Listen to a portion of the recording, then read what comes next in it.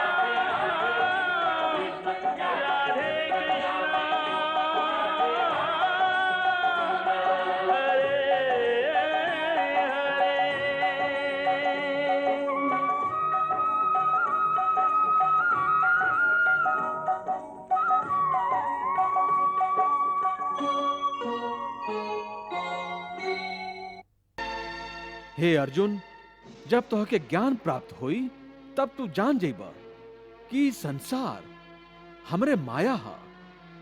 ई संसार हमरे से उत्पन्न भइल हा।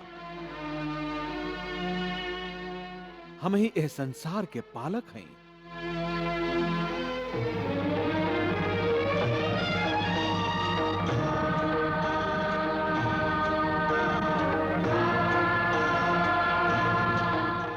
और हम ही इस संसार के संहारक हैं।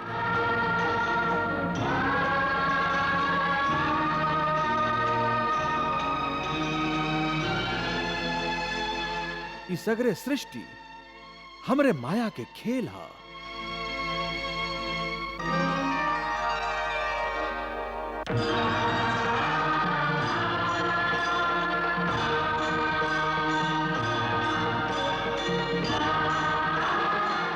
हे केशव, एह माया के संसार के रूप का है?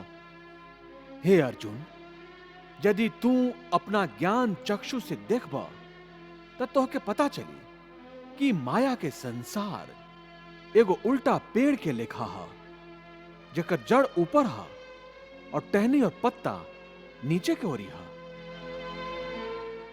अपन अंतर चक्षु के द्वारा एकरा के देखा अर्जुन।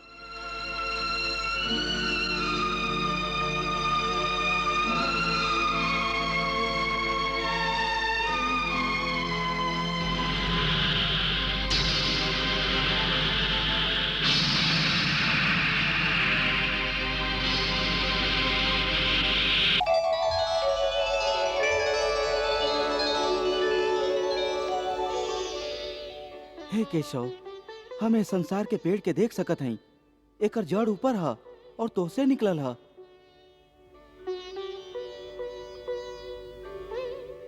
हाँ अर्जुन, जैसन हम कहली, ये माया के संसार हमरे से उत्पन्न भइल है। ऐसे एकर जड़ हमरा में है और माया के स्थान चूंकि हमरा से नीचे है, ऐसे ही पेड़ उल्टा है। ऊर्ध्वमूलम अधः शाखम अश्वत्थम प्राहुरव्यम छंदासि यस्य पर्णानि यस्तम वेद सा वेदवित्। हे केशव, इस संसार के पेड़ में ब्रह्मा के स्थान का है। हे अर्जुन, इस संसार के विस्तार करे वाला होखे से ब्रह्मा ए पेड़ के मुख्य शाखा बाणन।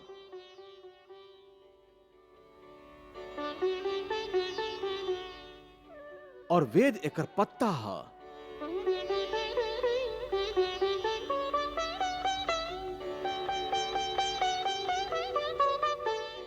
हे पार्थ, शब्द, स्पर्श, रूप, रस और गंध ये पांचों ए वृक्ष के शाखा के कोम्पल के रूप में है।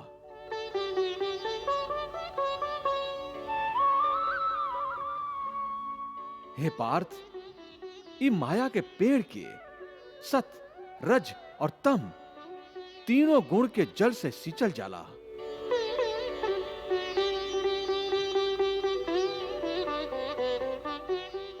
आसक्ति के मारल मनुष्य यह पेड़ के डाली में उलझल रहेला। पार्थ, ये पेड़ अनादि है, अनंत है। ये पेड़ संसार के माया के प्रतीक है। अर्जुन, संसार को तू पीपल का वृक्ष जान, वृक्ष वो के जड़ जिसकी ऊपर की ओर है। ब्रह्मा जी प्रमुख शाख, वेद जिसके पल्लव है। आदि मध्य अंतहीन, और है न छोर है। शब्द, स्पर्श, गंध, रूप, रस जिसकी को पल है। सतरज तम जल से सिंचित है, सराबोर है। पल पल बनते मिटते बदलते इस वृक्ष को। वैराग्य की कुठारी बिन काटना कठोर है। वैराग्य की कुल्हाड़ी बिन काटना कठोर है।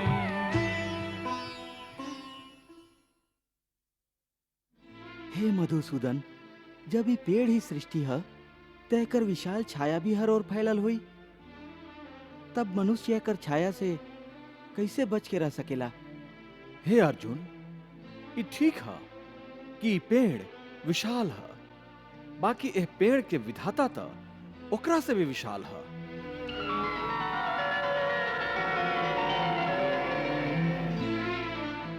हे अर्जुन, जब तू ज्ञान और वैराग्य के तलवार से एह संसार के पेड़ के काट देबा,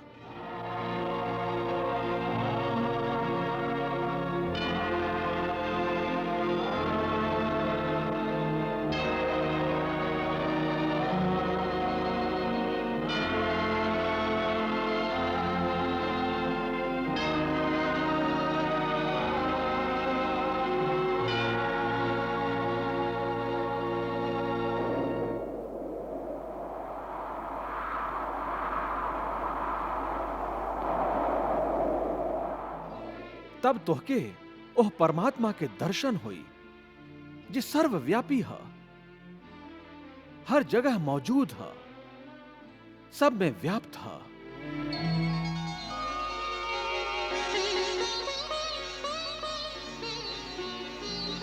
ऐसे पार्थ, तू हमरा शरण में आवा।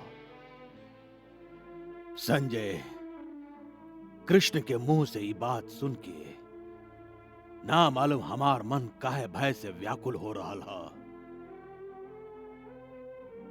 एकरा से पहले हमके कबो मृत्यु के भय ना लागत रहे, बाकी आज हमके मृत्यु से भय लाग रहा है। आपन ही ना, हमरा आपन लोग के मृत्यु के भी भय है। महाराज, ये तो बहुत विचित्र बात है। द्वारिकाधीश श्री कृष्ण तो अर्जुन और हर मनुष्य के मन से आपन और आपन लोग के मृत्यु के भय निकाले के उद्देश्य से उपदेश दे रहा हैं। फिर हमार मन काहे भय से कांप रहा है। एक ही उपदेश के विपरीत प्रभाव काहे पड़ रहा है। अर्जुन के मन शांत होकर जा रहा है और हमार मन अशांत हो रहा है। महाराज, कोनो बात के केहू व्यक्ति पर का प्रभाव पड़ी एकर आधार त ओह व्यक्ति के मन के भावना पर निर्भर होखेला। यदि मन में कोनो भय कुंडली मरले बैठल होखे त ऊ सच्चा और कड़ुआ बात के सुन के ऐसे ही फन उठावेला जैसे नाग लाठी के देख के। बाकी आप काहे व्याकुल हो रहल हई? हर एक के मृत्यु के एक न एक क्षण त निश्चित होखेला। हाँ संजय, सत्य है। बाकी हमार व्याकुलता के कारण ई है कि कहीं हमार बेटा हमरा कारण यह युद्ध में मृत्यु के शिकार ना बन जास। ओह समय हम कहले रही कि प्रारब्ध में जे लिखल हा उहे होई, हमरा हाथ में कुछ नहीं खे। हाँ, जैसन लाग रहल हा कि ओह समय हम ना बोलत रही, नियति ही हमरा मुंह से बोलत रही। संजय, अब हमारा हाथ में कुछ ना रहल, कुछ ना रहल। अब सब कुछ कृष्ण के हाथ में है, सब कुछ। हे मधुसूदन, तू कहेला कि सर्वव्यापी परमात्मा के शरण में आवा, बाकी वो परमात्मा के स्वरूप का है? हमके अपन उस स्वरूप बतावा जेकर पूजा कइल जाए। काहे कि संसार में अलग अलग लोग अलग अलग देवता सबके पूजा करेलन। का वो पाप है? ना अर्जुन, पूजा कबो पाप ना होला। और जे प्राणी भिन्न भिन्न देवता लोग के पूजा करेलन वो भी असल में हमार ही पूजा करेलन। काहे कि ये विश्व के कण कण में हम ही समाइल हैं। ज्ञानी लोग अपन ज्ञान चक्षु से हमके हर जगह हर प्राणी के अंदर देख सकेलन। एगो विद्वान ब्राह्मण में भी हम हैं, तो एगो चांडाल के अंदर भी हम ही हैं। गाय में भी हम हैं, तो एगो कुत्ता में भी हम हैं। हाथी में भी हम हैं, तो चींटी में भी हम हैं। विद्या विनय संपन्ने ब्राह्मणे गवि हस्तनि शुनि चैव स्वपाके च पंडिता समदर्शिना। जलचर थलचर और गगनचर सृष्टि में जितने जीव हैं सारे,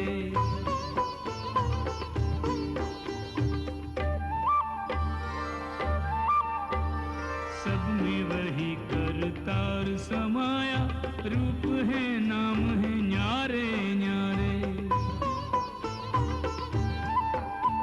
स्थावर जंगम जड़ चेतन सब, स्थावर जंगम जड़ चेतन सब उसने सजाए उसने संवारे। स्थावर जंगम जड़ चेतन सब उसने सजाए उसने संवारे। नर में पशु में ऊंच में नीच में योगी ब्रह्म ही ब्रह्म निहारे। सब में वही करतार समाया। रूप है नाम है न्यारे न्यारे। हे पार्थ, ऐसे आपन आपन श्रद्धा के अनुसार प्राणी जौन जौन रूप में भी हमार पूजा करेलन, ऊ सबे हमरे पूजा करेलन। ऐसे जौन जौन सकाम पुरुष जौन जौन देवता के स्वरूप के श्रद्धा से पूजल चाहेलन, हम ओ सभे भक्त के उ सभे देवता के प्रति श्रद्धा के स्थिर कर देले। यो यो याम याम तनुम भक्तः श्रद्धार्चितुमिच्छति तस्य तस्याचलाम श्रद्धाम तामेव विदधाम्यहम्। एह तरह बहुत सा जन्म के बाद ओकरा जब ई ज्ञान हो जाला कि एह सगरे सृष्टि में हमरा वासुदेव के सिवाय और कुछ नहीं खे, तो ऐसन ज्ञानी महात्मा अंत में हमके ही प्राप्त हो जालन। बाकी हे अर्जुन, ऐसन महात्मा बहुत दुर्लभ बाड़न। बाकी हे केशव, प्राणी तोहके छोड़ के अलग अलग देवता लोग के पूजा ही काहे करेलन? हे अर्जुन, हम तोहके पहले ही बतौले रही कि एह त्रिगुणात्मक सृष्टि में प्राणियन के कर्म, उनकर वृत्ति, उनकर श्रद्धा भी त्रिगुणात्मक होखेला। ऐसे आपन आपन श्रद्धा के अनुसार सतगुण वालन देवता लोग के पूजेलन।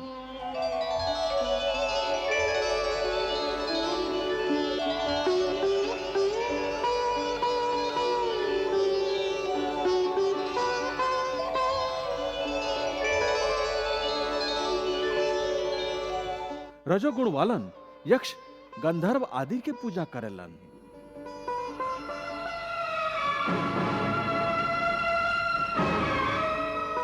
और तमोगुण वालन भूत प्रेत के पूजेलन।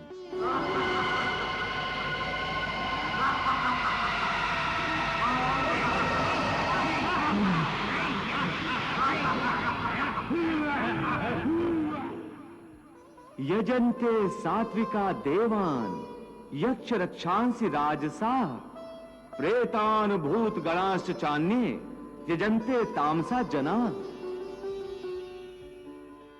हे अर्जुन, देवता लोग के पूजे वालन देवता के प्राप्त होखेलन और मृत्यु के बाद आपन कर्म के अनुसार कुछ समय तक स्वर्गलोक में निवास करेलन।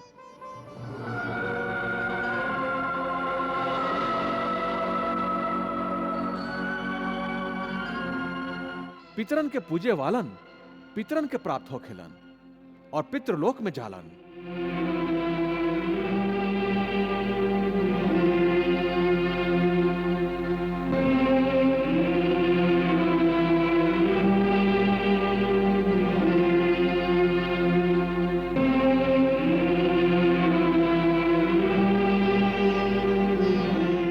और भूत प्रेत के पूजे वालन भूत के प्राप्त होलन।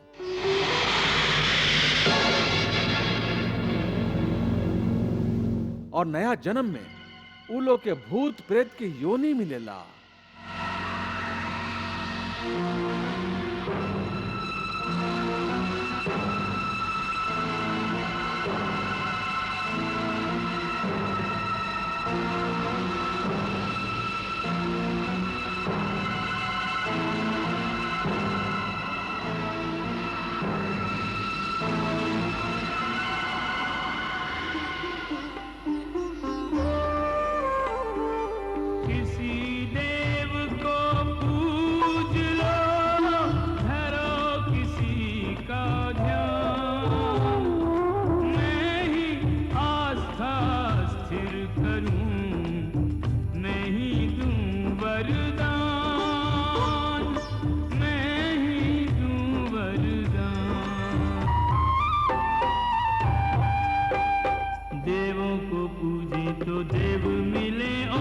स्वर्ग में जा कुछ काल बिताएं।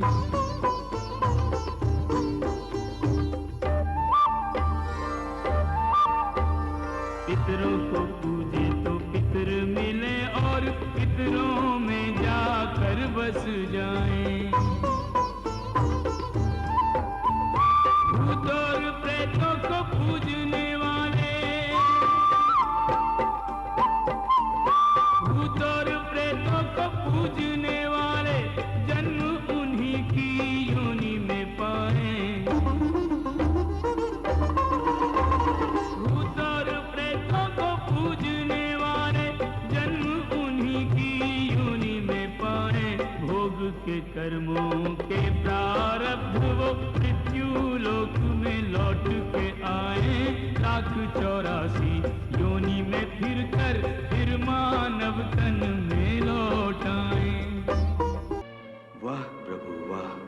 बहती रही गीता की गंगा, कर्म की धारा भक्ति की धारा। अर्जुन के संग उस गंगा में करता रहा जग सारा।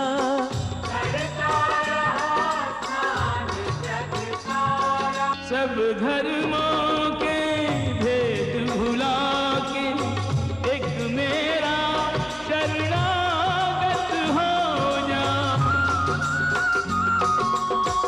मैं हर पाप से मुक्ति दूंगा, शोक न कर मेरी भक्ति में खो जा। शोक न कर मेरी भक्ति में खो जा। धर्म अधर्म के भेदों से न्यारे अमर है गीता के बोल सारे। हे नाथ नारायण वासुदेव, श्री कृष्ण गोविंद हरे मुरारे। हे नाथ नारायण वासुदेव। किसी देव को पूज लो, धरो किसी का ध्यान। मैं ही आस्था स्थिर करूं, मैं ही दूं वरदान। मैं ही दूं वरदान। देवों को पूजे तो देव मिले और स्वर्ग में जा कुछ काल बिताएं।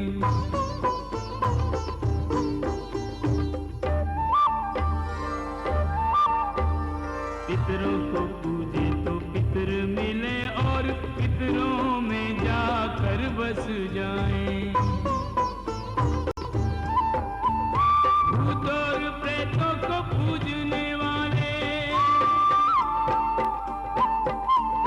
भूत और प्रेतों को पूजने वाले जन्म उन्हीं की योनि में पाए। भूत और प्रेतों को पूजने वाले जन्म उन्हीं की योनि में पाए। भोग के कर्मों के प्रारब्ध वो मृत्यु लोक में लौट के आए। 1,84 योनि में फिर मानव तन में लौट आए। हे केशव, तोहरा कहला के अनुसार मनुष्य अज्ञान के अन्हार में आपन अहम के हाथ पकड़ के भटक रहल है और यही से समर्पण ना कर पावेला। मतलब अज्ञान ही समर्पण के रास्ता के चट्टान बन जाला। ता अज्ञान के अन्हार के दूर करे और ज्ञान प्राप्त करे के सरल साधन बतावा। श्रद्धा। हे अर्जुन, ज्ञान प्राप्त करे के मूल साधन खाली श्रद्धा है। श्रद्धा के बीज से ही विश्वास के अंकुर फुटेला।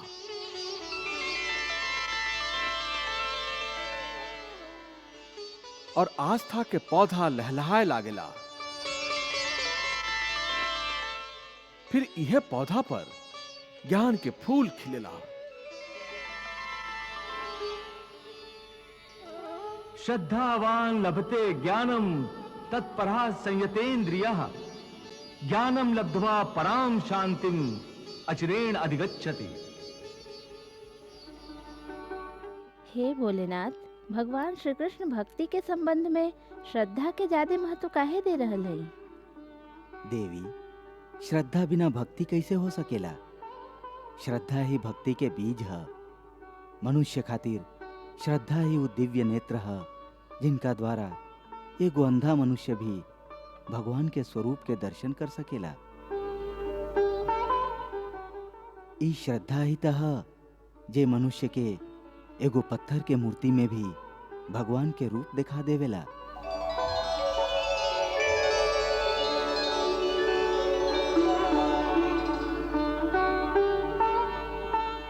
जैसे हमार श्रद्धावान भक्त के शिवलिंग में ही हमार रूप दिखाई देवेला।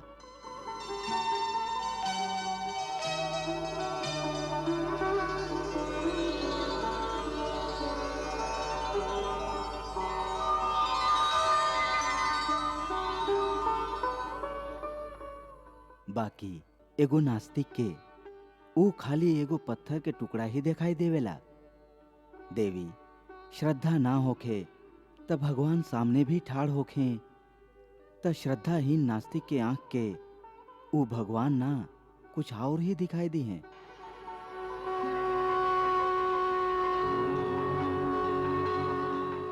फिर न श्रद्धा हुई और न भक्ति।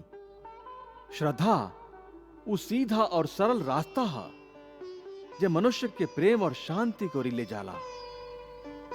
ऐसे कि श्रद्धा द्वारा मनुष्य निष्ठावान बन जाला और जौन मन में श्रद्धा ना होला वो मन संशय और शक के अंधकार में एह तरह भटक जाला कि ओकरा ना तो एहलोक में सुख के प्राप्ति मिलेला और ना ही परलोक में शांति प्राप्त होखेला। श्रद्धा बिन विनय और विनम्रता न आए पार्थ, श्रद्धा विहीन प्राणी अहम लिए जलता। श्रद्धा के गर्भ से ही लेता विश्वास जन्म, विश्वासी हृदय तर्क जाल से निकलता। श्रद्धा से निष्ठा और निष्ठा से एक निष्ठ हुए बिना काम नहीं चलता। श्रद्धा बिन प्रेम नहीं, भक्ति नहीं प्रेम बिन, के श्रद्धा ही दिलाए ईश प्राप्ति में सफलता। श्रद्धा ही दिलाए इष्ट प्राप्ति में सफलता। हे संजय, तोहरा मुंह से श्री कृष्ण के उपदेश के सुन सुन के हमार मन शांति के खोवत जा रहा है। कितना विचित्र बात है ई। यदि आपके मन अशांत हो रहा है तो यह में विचित्र का है। संजय, श्री कृष्ण के उपदेश के मुख्य उद्देश्य अर्जुन के अशांत मन के शांति दिहल है। बाकी हमरा पर एकर उल्टा ही असर हो रहा है। हमार शांत मन अशांत हो रहा है। ऐसन काहे हो रहा है संजय, काहे हो रहा है? महाराज, श्री कृष्ण जी ठीके कहले हैं कि श्रद्धा ना होखे तो मनुष्य सुखी ना हो सकेला। आपके मन में श्रद्धा के अभाव है, यही से आप श्री कृष्ण के उपदेश के दर्पण में अपना आप के देख के दुखी हो रहा हैं। हाँ संजय, दुखी हो रहा है और ऐसन लागत है कि अब सुख शांति हमके कबो ना मिली, कबो ना मिली। जौन मन में श्रद्धा ना होला वहां शंका होखेला। जैसे जहां उजाला ना होखेला वहां अंधेरा होखेला। ना श्रद्धा होई ना आस्था होई तो मनुष्य आस्तिक ना रहे, नास्तिक बन जाई और वो कबो सुखी ना हो सकेला। हे अर्जुन, संशय के अंधकार के ज्ञान के प्रकाश से जे काट देवेला और ज्ञान द्वारा प्राप्त बुद्धि के प्रेरणा से अपना आप के समर्पित कर देवेला, ओकरा के कर्म ना बांध सकेला।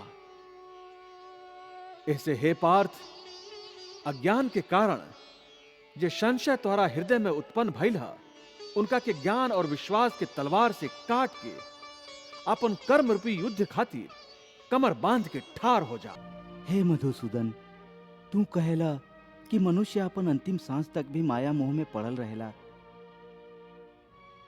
और यही कारण पुनर्जन्म के चक्र में फंस जाला। बाकी तू ही ए मायामय सृष्टि के रचना करके और दूसर ओरी मनुष्य के चंचल मन प्रदान करके दोनों के एक दूसरा में उलझा दिले बड़ा। पग पग पर मनुष्य के बहके खातिर अनगिनत आकर्षण पैदा किले बड़ा। मनुष्य एकर जाल में उलझल रहेला और क्षमा करिहा, तू ही जाल बिछा के कोनो शिकारी या बहेलिया के लेखा जाल में फसल मनुष्य के हाथ पैर मारे ओकर छटपटाए के तमाशा देखत रहेला। ना अर्जुन, हम तमाशा ना देखिले बल्कि अपन माया के लीला देखिले। फिर भी खाली देखते रहेला ना, सहायता तो ना करेला कि ई बेचारा प्राणी एहर ओहर भटक रहल ह, रास्ता भुला गइल ह। तोहार मन में बेचारा मनुष्य के सहायता करे के विचार कबो ना आवेला कि आगे बढ़ के ओकर हाथ थाम ली, ओकरा सच्चा रास्ता दिखाई? बिल्कुल आवेला, और हम मनुष्य के सहायता भी करी ले। बाकी कब कब करेले तू ओकर सहायता? हम तो देख रहल हई कि तू कर्म के विधान बना दिले बड़ा, जन्म मरण के चक्र चला दिले बड़ा, और यह चक्रव्यूह में मनुष्य के फंसा दिले बड़ा। ई तो कोनो बात ना भइल, ई तो कोनो सहायता ना भइल। हम सहायता जरूर करी ले, अपन भक्त के हम कबो बेसहारा ना छोड़ी ले। बाकी मनुष्य हमरा और देखस ता सहायता खातिर, हमरा और बढ़स ता हम उनकर सहायता करी ना। बाकी ऊ तो हमरा और बढ़े के बजाय आपन अहंकार में डूबल रहेला, आपन बाहुबल के घमंड में पड़ल रहेला। ऊ तो ए भ्रम में पड़ल रहेला कि संसार में ओकरा से बढ़ के केहू नहीं खे। ऊ खाली आपन बुद्धि और आपन बल पर ही भरोसा करेला। आपन बाहुबल पर ओके आपन परमात्मा से भी ज्यादा अधिका विश्वास होखेला।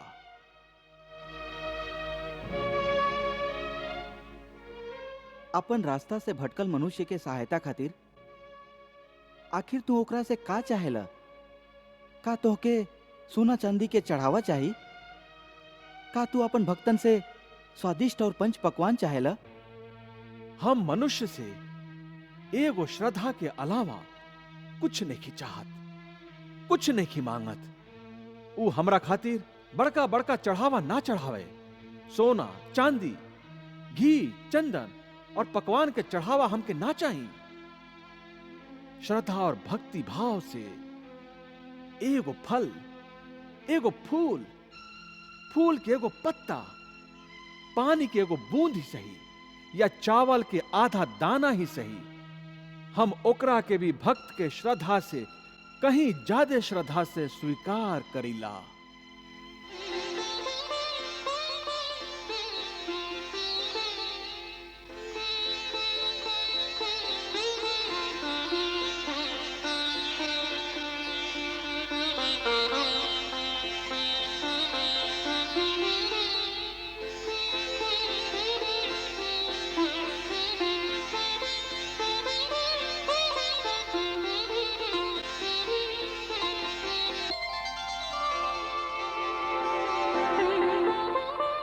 पत्रम पुष्पम फलम तोयम यो मे भक्त्या प्रयच्छति तद अहम भक्ति उपहृतम अश्नामि प्रयतात्मनः। अरे इतना भी ना हो सके तो श्रद्धा या भक्ति के एगो आंसू ही सही, हम ओकरा के भी स्वीकार कर लेला। श्रद्धा में डूबल ओह एगो आंसू में हमार सगरे अस्तित्व सराबोर हो जाला। भक्ति अथवा पश्चाताप के ई आंसू चाहे लाखों पाप कैला के बाद अंतिम क्षण में ही काहे ना बहावल जाए, हम ओ अनुपम भेंट के भी स्वीकार कर लेला और मनुष्य के सगरे पाप के ओ आंसू से धो के ओकरा के नवजात शिशु की तरह निष्पाप कर देला, ओकर कल्याण करेला, ओकरा के मुक्त कर देला। खाली एगो फल फूल या पत्ता के अर्पण करे पर ही मुक्ति दे देवेला? फिर कर्म विकर्म पाप पुण्य धर्म के विधान सब ऐसे ही रह जाला? ई धर्म ई विधान और ओकर सगरे सिद्धांतता चंद्रमा और अनगिनत तारा के लेखा होखेला, जे अधर्म और अज्ञान के अंधकार में झिलमिलात रहलन। बाकी जब भक्ति के सूरज उगेला तो सब के सब छुप जालन। जब तक नैन पे अहम का पर्दा, तब तक मैं देता न दिखाई। जिसके मन से मैं नहीं निकली, उसने मेरी कृपा नहीं पाई, उसने मेरी कृपा नहीं पाई, मुझे समर्पण के भाव प्यारे, उसे मिलूं जो मन से पुकारे। हे नाथ नारायण वासुदेवा। मतलब भक्ति के स्थान इतना ऊंचा है कि धर्म भी ओकरा सामने तुच्छ हो जाला। हाँ, बाकी आसक्ति से रहित भक्ति, जकरा खातिर कौनो पंडित प्रवचन, कौनो पूजा सामग्री के कोई जरूरत नहीं खे। हाँ, खाली एगो शर्त है। ऊ शर्त का है मधुसूदन? पूरा श्रद्धा और पूरा भक्ति से अपना आप के, आपन सगरे कर्म के हमरा प्रति समर्पित करता। बस हम आपन ऐसन भक्त के सब कुछ भुला के ओकरा के मुक्ति दे देला। सर्वधर्मान् परित्यज्य मामेकं शरणं व्रज, अहं त्वा सर्व पापेभ्यो मोक्षयिष्यामि मा शुचः। वाह प्रभु वाह। भगवान प्रभु आज कितना भावुकता से अपन प्रभुता के विशालता और उदारता के रूप अर्जुन के माध्यम से सगरे संसार के दिखा दिली। हाँ देवी, प्रभु के ई अमृत वचन सगरे मानव जाति के कल्याण खातिर है। भगवान श्री कृष्ण जी मनुष्य के कल्याण और मोक्ष के सगरे रास्ता दिखा देली, जेकरा अपना के ज्ञानी ध्यानी मोक्ष प्राप्त कर सकेलन। और अंत में साधारण से साधारण मनुष्य के आसानी खातिर सबसे सहज और आसान रास्ता भी बता देलन, भक्ति के रास्ता। हे अर्जुन, भक्ति के स्थान अपने आप में ही इतना ऊंचा है कि आपन सच्चा भक्त लोग के हम स्वयं भक्ति करी ले। ई का कहा तारा मधुसूदन? भला परमात्मा होके तू केहू भक्त के भक्ति कैसे कर सकेला?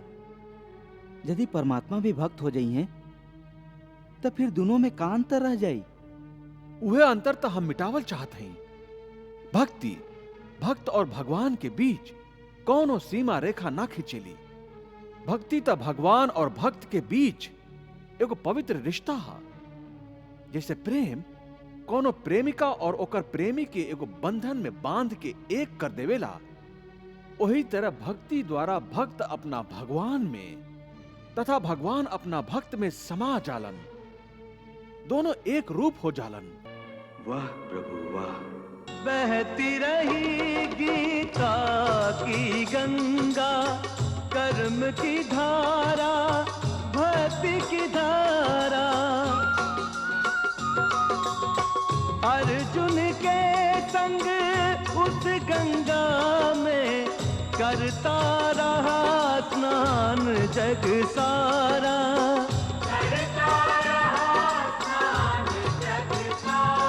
सब धर्मों के भेद भुला के एक मेरा शरणागत हो जा। मैं हर पाप से मुक्ति दूंगा, शोक न कर मेरी भक्ति में खो जा।